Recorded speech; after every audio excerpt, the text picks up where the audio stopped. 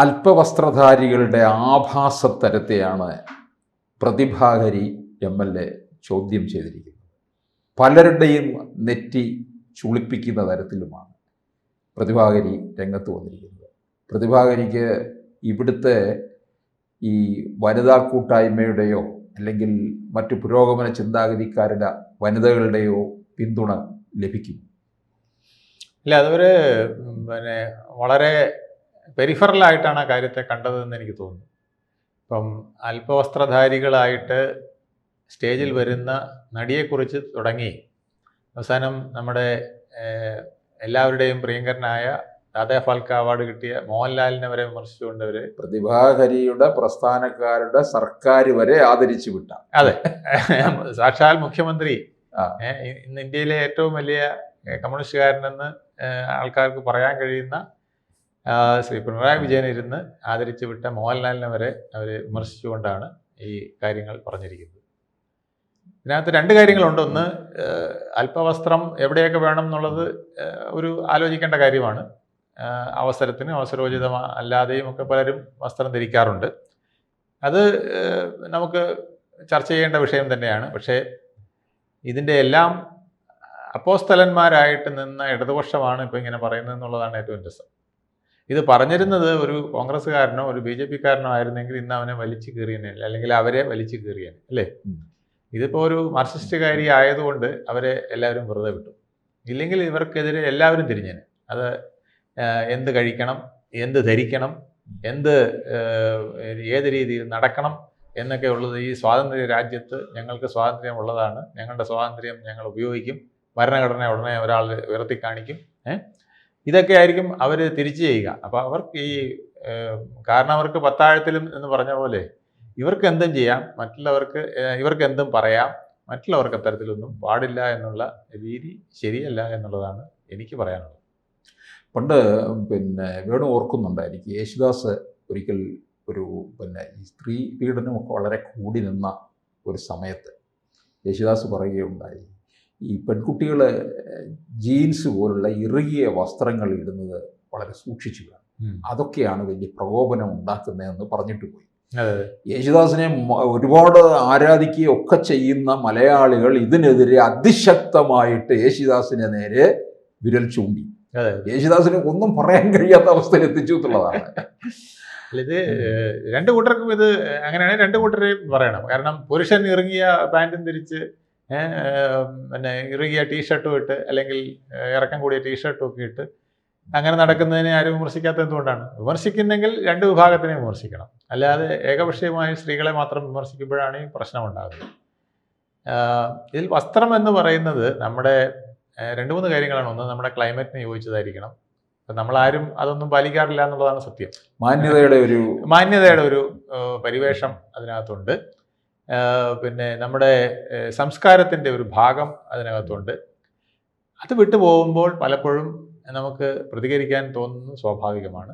ആ പ്രതികരണം പക്ഷേ അടച്ചാക്ഷേപമായി പോകുമ്പോഴാണ് പ്രശ്നം. അത് വരാൻ പാടില്ല. പ്രത്യേകിച്ച് നമ്മുടെ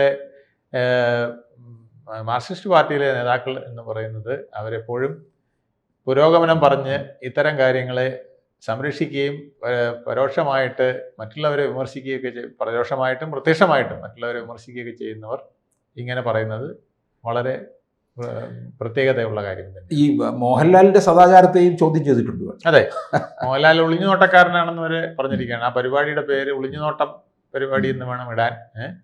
അത് ഇറുകിയ വസ്ത്രം ധരിച്ച സ്ത്രീകളെക്കുറിച്ച് അദ്ദേഹം പറയുന്നു എന്നൊക്കെ പറഞ്ഞത് ശരിക്കും പറഞ്ഞാൽ വളരെ ഡിഫമേറ്ററി ആയിട്ടുള്ള ഒരു സ്റ്റേറ്റ്മെൻ്റാണ്. അദ്ദേഹത്തിനെ പോലുള്ളൊരു നടനെക്കുറിച്ച് അങ്ങനെ പറയുമ്പോൾ അത് ശരിക്കും പറഞ്ഞാൽ അത് അദ്ദേഹത്തെ വ്യക്തമായി അധിക്ഷേപിക്കുന്നത് തന്നെയാണ്. ഈ താരരാജാക്കന്മാർ ഈ സിനിമയിൽ വരുന്നതിനെയും പ്രതിഭ ചോദ്യം ചെയ്തിട്ടുണ്ട്. കാരണം അവർക്ക് ജനങ്ങളുടെ പ്രശ്നം എന്താണെന്ന് അറിയത്തില്ല, ജനങ്ങളുടെ ഇടയിലേക്ക് ഇറങ്ങിയിട്ടില്ല. ഞാൻ അതിനോട് യോജിക്കുന്നുണ്ട്. കാര്യം, ഇതുവരെ കേരളത്തിൽ രാഷ്ട്രീയത്തിനകത്ത് വന്നിട്ടുള്ള സിനിമാക്കാരും തന്നെ ജനങ്ങളുടേതായ പ്രശ്നങ്ങളോ ജനങ്ങളെ ഗുണപ്പെടുത്തുകയോ ചെയ്തിട്ടില്ല. നമുക്ക് അറിയാവുന്നത് ഇന്നസെൻ്റ് നിന്ന് ജയിച്ചിട്ടുണ്ട്, ചാലക്കുടിയിൽ നിന്ന് 2ാം തവണ തോറ്റുപോയി. നടൻ മുരളി ആലപ്പുഴയിൽ പോയി നിന്ന് മത്സരിച്ച് VM സുധീരനോട് കടമ്മനിട്ട ജയിച്ചിട്ടുണ്ട്. അതെ. കടമ്മനിട്ട 2ാം തവണ MP രാഘവനോട് തോറ്റു. പിന്നെ ONV തിരുവനന്തപുരത്ത് മത്സരിച്ചു. സിനിമയുമായി ബന്ധപ്പെട്ട കവി എഴുത്തുകാരൻ എന്നുള്ള രീതിയിലാണ് പറയുന്നത്. അന്ന് തിരുവനന്തപുരത്ത് വിളിച്ച മുദ്രാവാക്യം കവിക്കെന്തേ പാർലമെന്റിൽ കാര്യം എന്നാണ് വിളിച്ചത്. അപ്പം പിന്നെ ഏറ്റവും അവസാനം എന്താ കൊല്ലത്ത് മുകേഷ് ജനങ്ങൾ പൊറുതിമുട്ടി നിൽക്കുക, ഈ MLA തിരിച്ചു വിളിക്കുമെന്നും പറഞ്ഞുകൊണ്ട്. അപ്പോൾ അത് വളരെ ശരിയായ കാര്യമല്ലേ? അല്ല, തീർച്ചയായിട്ടും ഇത് പിന്നെ ഒരു ജനപ്രതിനിധി ആരാകണമെന്ന് നിശ്ചയിക്കേണ്ടത് തീർച്ചയായിട്ടും ജനങ്ങൾ തന്നെയാണ്. പക്ഷേ അവിടെ ഒരു രാഷ്ട്രീയ പാർട്ടിക്ക് ഒരു ഉത്തരവാദിത്വമുണ്ട്. തങ്ങൾ നിർത്തുന്ന ജനപ്രതിനിധി തങ്ങളുടെ പാർട്ടിയുടെ നിലപാടുകൾക്ക് യോജിച്ച ആളായിരിക്കുമോ ഇല്ലയോ എന്നുള്ളത് അവർ നിശ്ചയിക്കേണ്ടതുണ്ട്. ഇവിടെ പലപ്പോഴും മറിച്ചാണ് ചെയ്യുന്നത്. ഇടതുപക്ഷമായാലും വലതുപക്ഷമായാലും ചെയ്യുന്നത് എന്താ, ഒരു വലിയ സ്ഥാനാർത്ഥിയെ തോൽപ്പിക്കാനായിട്ട് ഒരാളെ നിർത്തും.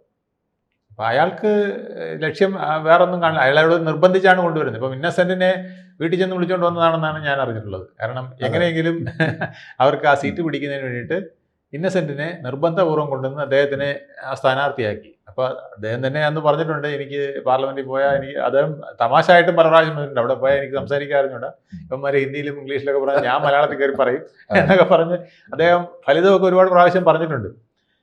അദ്ദേഹത്തിന് മറ്റുള്ളവരുടെ നിർബന്ധം കൊണ്ടാണ് അദ്ദേഹം ഒരു തവണ മത്സരിച്ചത്. 2ാമത്തെ തവണ അദ്ദേഹം പറഞ്ഞു, ഇനി മതിയാക്കാൻ എനിക്ക് സമയമായിപ്പോയി, ഇത് മതി, ഒരു തവണ ഞാൻ പഞ്ചായത്ത് മെമ്പറായി, ഇത്തവണ ഞാൻ പാർലമെന്റ് മെമ്പറുമായി, ഇനി ഇത് മതിയാക്കാമെന്ന് പറഞ്ഞിട്ടും കേട്ടില്ല. അപ്പോഴും കോൺഗ്രസ് സ്ഥാനാർത്ഥികളെ തോൽപ്പിക്കുന്നതിന് വേണ്ടിയിട്ട് താങ്കളാണ് 3 വരെ മണ്ഡലത്തിൽ പറ്റിയതെന്ന് പറഞ്ഞ് അദ്ദേഹത്തിനെ കൊണ്ടുവന്ന് അവിടെ നിർത്തി. അപ്പോൾ ചാലക്കുടി മണ്ഡലത്തിൽ കൊണ്ട് നിർത്തി. അദ്ദേഹം പഴയ മുകുന്ദപുരം. അപ്പോൾ അത്തവണ തോറ്റും പോയി.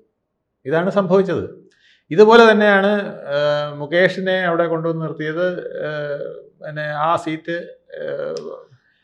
അത് പാർട്ടിയുടെ അടിത്തറ തന്നെ അവിടെ പോയി, അടിത്തറ പോകുന്ന വിധത്തിലാണ് അത് ചെയ്തത്. സീറ്റ് പിടിച്ചു, പക്ഷേ പാർട്ടിക്ക് അവിടെ അത് കോൺഗ്രസിന്റെ പിടിപ്പുകളുകൊണ്ടാണ്. അത് മാത്രമല്ല, ഒരു ഇതുപോലെ പറഞ്ഞ പോലെ താരപ്രതിഭയൊക്കെ വരുമ്പം ചിലര് ഒരു പ്ലസ് ഇട്ട് വോട്ട് കൊടുക്കും. ആ വോട്ടിന്റെ പുറത്താണ് ജയിക്കുന്നത്. പക്ഷേ അത് രാഷ്ട്രീയ പാർട്ടികൾ നോക്കണം, ഈ ആളുടെ ബാക്ക്ഗ്രൗണ്ട് എന്തായിരുന്നു, മുകേഷ് എന്ന് പറഞ്ഞ ആളുടെ ബാക്ക്ഗ്രൗണ്ട് എന്തായിരുന്നു, അദ്ദേഹത്തിന്റെ ജീവിത രീതി എന്തായിരുന്നു, അത് നമ്മുടെ പാർട്ടിയുമായിട്ട് യോജിക്കുന്നതാണോ എന്നവർ നോക്കണ്ടേ? അല്ല, ഇതിനകത്ത് ബാക്ക്ഗ്രൗണ്ട് നോക്കിയാലും ഇല്ലെങ്കിൽ ഒരു പ്രശ്നം വരുമ്പോൾ ആ മണ്ഡലത്തിനകത്ത് കാണത്തില്ല. അവർക്ക് പറ്റില്ലല്ലോ, കാരണം ഒരു ഫീൽഡ് വേറെ നിൽക്കുകയാണ്. ഇപ്പത്തെ സുരേഷ് ഗോപിയെ തന്നെ സിനിമാ താരമാക്കി, പിന്നെ നമ്മൾ MP ആക്കിയപ്പോൾ അദ്ദേഹത്തിന് സിനിമയിൽ അഭിനയിക്കണമെന്ന് പറഞ്ഞു. അമിത്ഷാ കർശന നിർദ്ദേശം കൊടുത്തു, പറ്റില്ല. 4 ദിവസം ഇവിടെ ക്യാബിനറ്റിൽ ഇവിടുത്തെ മന്ത്രിയുടെ ഓഫീസിൽ കാണണം, 3 ദിവസം മണ്ഡലത്തിലും കാണണം. ഇതാണ് നിങ്ങൾ ജയിച്ചു കഴിഞ്ഞാൽ ചെയ്യേണ്ടതെന്ന് കർശനമായിട്ട് പിന്നെ അമിത്ഷാ പറഞ്ഞു എന്നാണ് പറയുന്നത്. അതുകൊണ്ട് ഇപ്പോൾ അതുകൊണ്ട് മണ്ഡലത്തിലും വരും, ബാക്കി ദിവസങ്ങളിൽ ഡൽഹിയിലും കാണും. ഇപ്പോൾ നോക്കി ഗണേഷ് കുമാർ തന്നെ ഗണേഷ് സിനിമയിൽ നിന്ന് പിന്നീട് അങ്ങ് വലിഞ്ഞതാണ്, പുറകോട്ട് പോയി. മുഴുവൻ സമയം രാഷ്ട്രീയ പ്രവർത്തനമായിട്ട് മുഴുവൻ സമയം MLA ആയിരിക്കുന്ന സമയത്ത്, പിന്നെ നിയമസഭ ഇല്ലാത്ത സമയത്തൊക്കെ തന്നെ മണ്ഡലത്തിലുണ്ടെന്നുള്ളതാണ്. അല്ല, അതിന് കാരണമുണ്ട്. ഗണേശനെ സംബന്ധിച്ചിടത്തോളം ഗണേശ് രാഷ്ട്രീയ പാരമ്പര്യം ഉള്ള ഒരു കുടുംബത്തിൽ ജനിച്ച ആളാണ്. ജനിച്ച അന്ന് മുതലേ അച്ഛൻ എന്താണ് ചെയ്യുന്നതെന്ന് കണ്ടിട്ടുണ്ട്. കാരണം ഒരു MLA ആയാൽ, ജനപ്രതിനിധി ആയാൽ, മന്ത്രി ആയാൽ എങ്ങനെയാണ് പെരുമാറേണ്ടതെന്ന് അച്ഛന്റെ പ്രവർത്തനത്തിൽ നിന്ന് അദ്ദേഹത്തിന് മനസ്സിലായിട്ടുണ്ട്. അതുകൊണ്ടാണ് ദിവസവും ആൾക്കാർ വരും, അവരെ എങ്ങനെ അച്ഛൻ കൈകാര്യം ചെയ്യുന്നു, അച്ഛൻ്റെ സമയക്കുറവ് എങ്ങനെയാണ്, അച്ഛൻ ഇതിനകത്ത് എത്രത്തോളം ഇൻവോൾവ് ചെയ്തിട്ടുണ്ട്, ഇതിൽ ഇൻവോൾവ് ചെയ്യുമ്പോൾ മക്കളെ നോക്കാൻ പോലും സമയം കിട്ടില്ല. ഇത്തരം കാര്യങ്ങളൊക്കെ അദ്ദേഹത്തിന് മനസ്സിലാക്കാനുള്ള സാഹചര്യം കിട്ടിയത് R ബാലകൃഷ്ണപിള്ള എന്നുള്ള ജനപ്രതിനിധിയായിരുന്നു അദ്ദേഹത്തിൻ്റെ അച്ഛനായതുകൊണ്ടാണ്. പക്ഷെ ഇത് പല ആർക്കും കിട്ടാറില്ല. O മാധവൻ സാറിന് ഇത് അറിയില്ല, അദ്ദേഹം നാടകം മാത്രം നടത്തിയിരുന്നതാണ്. അപ്പോൾ പിന്നെ അദ്ദേഹത്തിന്റെ പത്നിയും അതങ്ങനെയാണ് ജീവിച്ചിരുന്നത്. അപ്പം മുകേഷിന് ഇതിനെക്കുറിച്ച് യാതൊരു പിടിയില്ല. പക്ഷേ അല്ലെങ്കിൽ ഇവരൊക്കെ സ്വയം ഒഴിഞ്ഞു പോവുകയാണ് വേണ്ടത്. അതെ, ഇപ്പൊ മോഹൻലാലിന്റെ കാര്യത്തിനകത്ത് ഒരു സംശയമുണ്ട്. അതുകൊണ്ടാണ് പ്രതിഭാകരി ഇങ്ങനൊരു മുന്നറിയിപ്പ് കൊടുത്തിരിക്കുന്നത്. ഇവർക്കൊക്കെ രാജ്യസഭയിലും ഒക്കെ എങ്ങനെയെങ്കിലും ഒന്ന് കയറണമെന്നും താല്പര്യമുള്ളവരാണ് ഈ സിനിമാക്കാരും ഒക്കെ തന്നെ. മമ്മൂട്ടി ഏറെ കാലമായിട്ട് രാജ്യസഭയിൽ എത്താൻ വേണ്ടി മോഹിച്ച് നടക്കുകയാണ്. അതെ, അതിന് വേണമെങ്കിൽ ഈ പ്രധാന സീറ്റിൽ കൊടുക്കരുത്. അതിന് രാജ്യസഭയിൽ പിന്നെ സീറ്റ് മാറ്റി വെച്ചിട്ടുണ്ടല്ലോ. ഒരു സ്പോർട്സ് താരത്തിന്, ഒരു സിനിമാ താരത്തിന്, അല്ലെങ്കിൽ സാംസ്കാരിക നായകർക്ക് ഇരിക്കാനായിട്ട് അവിടെ സ്ഥാനം കൊടുത്തിട്ടുണ്ട്. അല്ലെങ്കിൽ ഒരു സയന്റിസ്റ്റിന് ഒക്കെ ആയിട്ട് പ്രസിഡന്റ് നോമിനേറ്റ് ചെയ്യുന്ന ആൾക്കാരുണ്ടല്ലോ, ആ തരത്തിൽ പോകണം. ആ തരത്തിൽ പോവുക. അല്ലാതെ മറ്റുള്ള ജനപ്രതിനിധിക്കുള്ള സീറ്റിൽ കയറി ഇരുന്ന് പോയി കഴിഞ്ഞാൽ അവർക്ക് ഒന്നുകിൽ അവർ അതുപോലെ പ്രവർത്തിക്കാൻ തയ്യാറാവണം. ഇപ്പൊ MGRഉം ജയലളിതയും രണ്ടുപേരും പഠിക്കേണ്ട ഒരു നിൽക്കുന്നവർ അത് അതിന് അവര് ആ പരിപാടിയെ മതിയാക്കി. അവരുടെ തൊഴിൽ എന്തായിരുന്നു അതിൽ നിന്ന് അവർ പൂർണ്ണമായിട്ടും മാറിയിട്ട് ജനപ്രതിനിധിയായിട്ട് മാറി. അതുകൊണ്ടാണ് അവർക്ക് ശോഭിക്കാൻ കഴിഞ്ഞത്. ജയലളിതയാണെങ്കിൽ പോലും അവർ സിനിമാ ഫീൽഡിൽ നിന്ന് പൂർണ്ണമായിട്ടും മാറിയിട്ട് പൊതുപ്രവർത്തകയായിട്ട് മാറി. അതിനൊക്കെ അവർക്കൊരു പീരീഡ് ഉണ്ടായിരുന്നു, പാരമ്പര്യം ഉണ്ടാകുന്നതിനൊരു സന്ദർഭം ഉണ്ടായിരുന്നു. ഇപ്പോൾ MGR എന്ന് പറയുന്നത് അദ്ദേഹം ഏതാണ്ട് 65 മുതൽ സജീവമായിട്ട് രാഷ്ട്രീയത്തിൽ നിൽക്കുകയായിരുന്നു. അണ്ണാക്കൊപ്പവും ഒക്കെ ആയിട്ട് നിന്നാണ് പിന്നെ 74 അദ്ദേഹം സ്വന്തം പാർട്ടി ഉണ്ടാക്കി പിന്നെ അധികാരത്തിൽ വരാനായിട്ട് ശ്രമിച്ചത്. അതുപോലെ ജയലളിത ആദ്യമായിട്ട് MGRന്റെ പ്രചരണ വിഭാഗത്തിൻ്റെ സെക്രട്ടറി ആയി നിന്നു. പിന്നെ കുറേ നാൾ രാജ്യസഭ MP ആയിട്ട് പ്രവർത്തിച്ചു. ആ സമയത്തൊക്കെ പാർട്ടിയിൽ പൂർണ്ണമായിട്ട് അവർ പ്രവർത്തിക്കുകയായിരുന്നു. അപ്പോൾ പാർട്ടി പ്രവർത്തനം എന്താണ്, ജനസേവനം എന്താണെന്ന് മനസ്സിലാക്കി കഴിഞ്ഞ ഒരാളിന് വരുന്നതിന് കുഴപ്പമില്ല. ഇത് മറ്റൊരു നേതാവിനെ തോൽപ്പിക്കാനായിട്ട് ഒരാളെ കൊണ്ടുവരുമ്പോഴാണ് പ്രശ്നം. അവിടെയാണ് പലപ്പോഴും അബദ്ധം പറ്റിപ്പോകുന്നത്. ആ പ്രശ്നത്തിലാണ് ഇന്നസെൻ്റ് ചിലപ്പോൾ ഫെയിലായി പോകുന്നത്, അല്ലെങ്കിൽ മുകേഷ് ചിലപ്പോൾ ഫെയിലായി പോകുന്നത് ഒക്കെ. കാരണം അവർക്ക് മുൻ പരിചയമില്ല, മറ്റൊരു പാരമ്പര്യവും ഇല്ല. അവരെ തള്ളിക്കൊണ്ടിരിക്കുകയാണ്. നിങ്ങൾ ഇവിടെ നിൽക്കണം, ഇത്തവണ നിന്ന് മറ്റേ ആൾ നിങ്ങളുടെ താരപ്രഭ വെച്ചിട്ട് അല്ലെങ്കിൽ ജനപ്രീതി വെച്ചിട്ട്. അപ്പൊ പ്രതിഭാഗരിയിലെ ഈ പ്രസ്താവനയെ നിയമസഭയിലെ എത്ര വനിതകൾ പിന്താങ്ങുമെന്നുള്ളത് നമുക്ക് കാത്തിരുന്ന് കാണേണ്ട കാര്യം. ഇന്നത്തെ മോഡേൺ കാലഘട്ടത്തിൽ എത്ര പേര് പിന്താങ്ങുമെന്നുള്ളത് എനിക്ക് സംശയമാണ്. കാരണം മിതത്വം വേണം, വസ്ത്രധാരണത്തിലും മറ്റു കാര്യങ്ങളിലൊക്കെ മിതത്വം വേണം. പക്ഷേ നമുക്കൊരു അണ്ടർലൈൻ ഇടാനായിട്ട് പറ്റില്ല. ഇത് പണ്ട് കാനായി കുഞ്ഞിരാമൻ്റെ പ്രതിമ ഉണ്ടാക്കി വെച്ചപ്പം അദ്ദേഹത്തിനോട് പലരും ചോദിച്ചു, എന്തിനാണ് ഇത്ര മ്ലേച്ഛമായ പ്രതിമകൾ ഉണ്ടാക്കി വെക്കുന്നത്, ഇത് നാണക്കേടല്ലേ ചോദിച്ചു. അദ്ദേഹം പറഞ്ഞു, എനിക്കല്ല നാണക്കേട്, പിന്നെ അതുപോലെ സാംസ്കാരികമായിട്ട് ഇത് വളരെ അധപ്പതിച്ച ഒരു പ്രവൃത്തിയല്ലേ താങ്കൾ ചെയ്തു. എനിക്കല്ല നാണക്കേട്, സാംസ്കാരിക അധപ്പതനം താങ്കൾക്കാണ്, താങ്കളുടെ കണ്ണിനാണ്, എനിക്കല്ല. എൻ്റെ കൈകൾ ഒരു നേച്ചറിലുള്ള ഒരു സൃഷ്ടിയായാണ് ഞാൻ ഉണ്ടാക്കി വെച്ചത്. നിങ്ങൾ ഖജുരാഹോയിൽ പോയി നോക്ക്. ഖജുരാഹോയിൽ ഇതിനേക്കാൾ എത്രയോ തീവ്രതയുള്ള സെക്സ് അല്ലെങ്കിൽ നഗ്നതയൊക്കെ പ്രദർശിപ്പിച്ചിട്ടുണ്ട്. മലമ്പുഴ യക്ഷിയെ കണ്ടിട്ട് ചോദിച്ചത്. മലമ്പുഴ യക്ഷി പിന്നെ ഇവിടെ വേളിയില് പിന്നെ ഒരു ജലകന്യയൊക്കെ ഉണ്ടാക്കി വെച്ചിട്ടുണ്ട്. അപ്പൊ ഇങ്ങനെ മതാലസ്യ പുലമലർന്നിരിക്കുന്ന ഒരു ജലകന്യയൊക്കെ ഉണ്ടാക്കി വെച്ചിട്ടുണ്ട്. അപ്പൊ അത് മുഴുവൻ ന്യൂഡിറ്റിയെ കാണിക്കുന്നതാണ്. അപ്പൊ അദ്ദേഹം പറഞ്ഞ ഇതാണ്, നിങ്ങളുടെ കണ്ണാദ്യം നേരെയാക്കുക, നിങ്ങളുടെ കണ്ണിന് പുറകിലിരിക്കുന്ന ആ ബുദ്ധി അല്ലെങ്കിൽ അതിനെ നേരെയാക്കുക. ഒരു നഗ്നത കണ്ടു എന്ന് പറഞ്ഞിട്ട് നിങ്ങളതിൻ്റെ കലാമൂല്യം കൂടെ ആസ്വദിക്കാൻ പഠിക്കണം. അതിനകത്ത് നിങ്ങളത് ആസ്വദിച്ചിട്ട് പിന്നെ വന്നിട്ട് നഗ്നതയെക്കുറിച്ച് പറഞ്ഞിട്ട് കാര്യമില്ല. അപ്പോൾ ആൾക്കാർക്കിത് കാണാൻ താല്പര്യമുള്ളവരുണ്ട്, അവരാസ്വദിക്കുന്നുണ്ട്. ആ ആസ്വാദന സെൻസിൽ അതിലെടുക്കാവൂ. അത് കലാമൂല്യത്തോടുകൂടി എടുത്താൽ പ്രശ്നമില്ല. അല്ല നിങ്ങൾ മറ്റൊരു രീതിയിൽ എടുത്തു കഴിഞ്ഞാൽ അത് പ്രശ്നമാണ്.